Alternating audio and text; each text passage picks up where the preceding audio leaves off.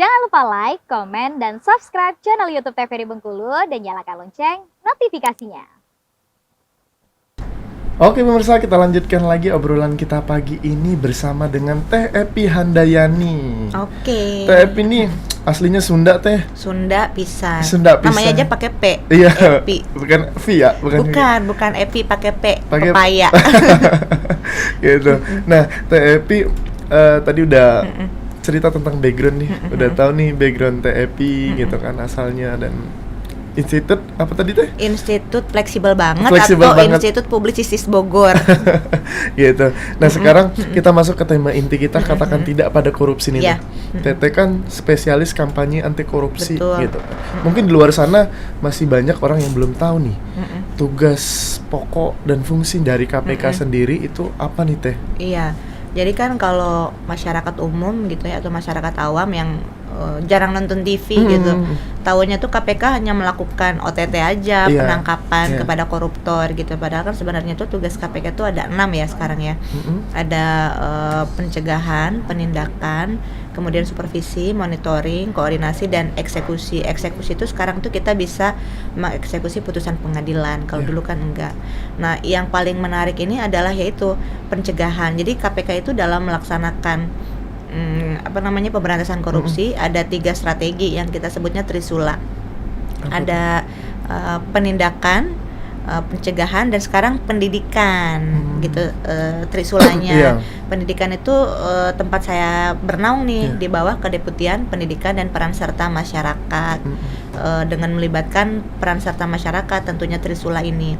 Nah, cuman kan yang namanya pendidikan itu kan nggak bisa cepat gitu, nggak bisa instan. Beda kalau penindakan kan langsung main tangkap gitu kan. Kalau pencegahan itu perbaikan sistem. Kalau pencegahan itu perbaikan sistem. Contohnya itu seperti pejabat di TVRI harus melaporkan laporan harta kekayaan penyelenggara negara. Itu namanya perbaikan sistem. Terus kalau menerima gratifikasi dilaporkan ke UPG, unit pengendali gratifikasi, itu terkait dengan perbaikan sistem. Gitu. Jadi membuat orang tidak bisa korupsi kalau pencegahan. Tapi kalau penindakan kan membuat orang takut korupsi karena dia di penjara gitu ya. Nah, pendidikan ini yang sebetulnya susah. PR-nya membuat banget orang nggak mau korupsi. Coba membuat orang nggak mau gimana? Membuat orang tahu bisa. Gitu ya, dikasih tahu. Tapi membuat orang mau itu kan susah gitu. Nah, makanya itu tuh PR besar membuat orang tidak mau. Nah, ini di bawah Kedeputian Pendidikan dan Peran Serta Masyarakat ini nih. Nah, tugas saya sebagai juru kampanye, tapi kampanye anti korupsi. Apalagi di 2024 nanti. Itu kan ada tahun politik ya. Nah, itu susahnya ngasih tahu. Bahkan kita tuh ada kampanye anti politik uang namanya Hajar Serangan Fajar. Gitu. Jadi minta kepada masyarakat untuk menolak politik uang, karena kalau mereka melakukan politik uang atau menerima uang dari calon-calon yang mengikuti pemilihan, itu mereka juga salah satu pelaku praktik korupsi. Nanti mereka juga yang rugi, gitu kan. Senang sesaat, sesat kemudian, jadi malah rugi kayak gitu. Nah, tapi ibu-ibunya tuh komplain gitu. Kenapa tuh? Ya nggak apa-apa dong, dapat duit buat beli beras kayak gitu-gitu. Nah, mindset seperti itu yang memang susah banget untuk dirubah, membuat mereka mau untuk tidak menerima politik uang. Itu susah untuk nggak terjun di praktik korupsi, itu susah. Gitu. Dan itu tugas Teteh ya, tugas maksudnya ya bagian dari perjalanan Teteh dari 2014 sampai sekarang juga kan. Sampai sekarang membuat orang tidak mau itu susah, butuh proses gitu. Nah, tadi Teteh bilang juga tadi kalau misalnya penindakan kan bisa langsung ditangkap dan ini gitu kan. Dan biasanya gitu kan orang-orang melakukan korupsi itu kenapa sih gitu kan. Iya, gitu. Jadi ada beberapa padahal udah tahu nih pendidikan, maksudnya Teteh udah kampanye kemana-mana. Sering kan kita juga kerja sama dengan kepala daerah, ya pejabat-pejabat gitu ya. Oke, kita anti korupsi, nggak taunya ditangkap gitu ya. Dan ada partner kita kerjasama juga PIC-nya ditangkap. Saya ketemu di KPK, aduh gimana ya, saya ngomong nggak ya sama bapak ini. Jadi adalah salah satu wakil ketua salah satu komisi ya gitu ya, sebut aja lah Komisi Pemilihan Umum gitu ya. Nah, bapak itu tuh jadi PIC gitu. Nah, kebetulan di KPK juga saya PIC untuk kegiatan waktu itu pemilu juga gitu. Tapi tahun berapa itu ya? Nah bapak itu jadi PIC, nggak berapa lama kemudian bapaknya ditangkep. Itu pas pandemi, saya ketemu bapaknya lagi sidang online kan, itu pandemi. Saya lagi rapat, jadi karena sidang online dia nggak di pengadilan ya, di tempat KPK situlah, di gedung KPK.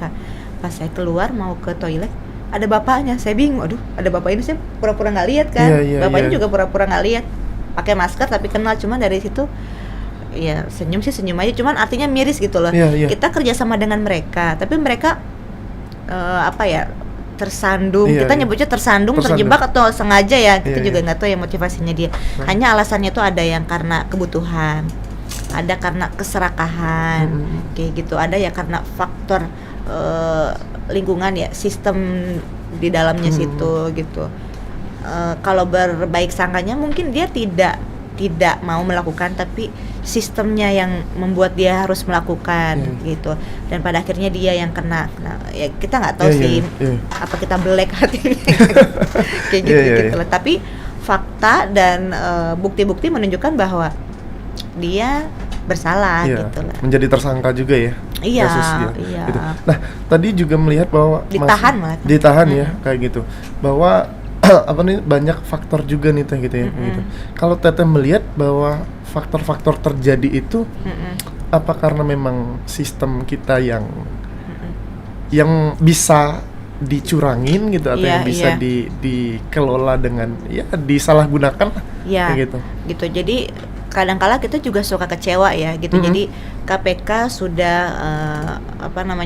di pengadilan itu sudah diputuskan gitu ya. KPK sudah membawa sampai ke pengadilan, tapi ternyata memang tidak maksimal gitu. Tapi ya sudahlah, akhirnya kita terima. Pas di penjaranya bagus. Nah kalau penjara itu kan udah bukan ranah KPK lagi ya. Itu salah satu kementerian lah yang menangani. Itu bukan KPK lagi. Berarti nggak ada wewenang lagi tuh? Nggak ada. Kalau di penjara kan bukan KPK hanya mengantarkan. Jadi kan jaksa ya menentukan. Nanti kan hakim yang memutuskan, yang mengantarkan sampai ke penjara ya. KPK itu hanya di pengadilan lah gitu kan.